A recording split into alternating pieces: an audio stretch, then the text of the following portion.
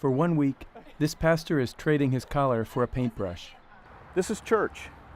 When we are called to be Christian, we are also ones who are sent, and that doesn't mean simply talking about what it means to love your neighbor. Sometimes it means packing up your toolkit and your paintbrushes and wandering off somewhere to do that. Before he was a painter, before he was a pastor, David worked in advertising.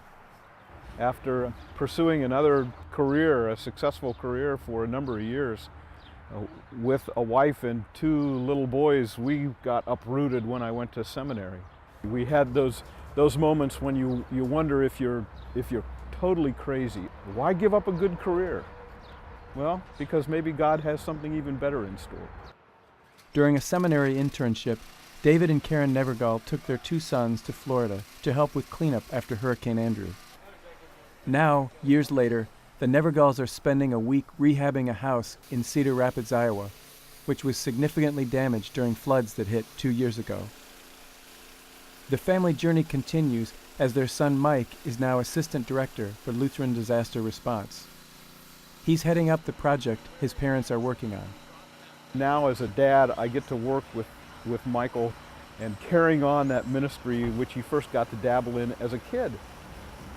And I like to think that in some ways, God has moved us through this process, not just because I had a call to ministry, but that our whole family had something new to live out.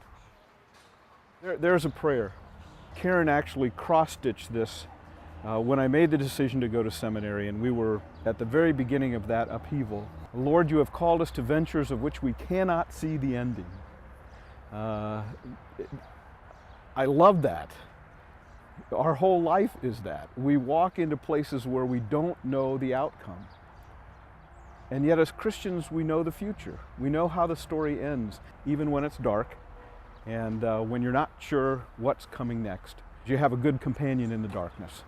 And that companion, that God is going to lead you home.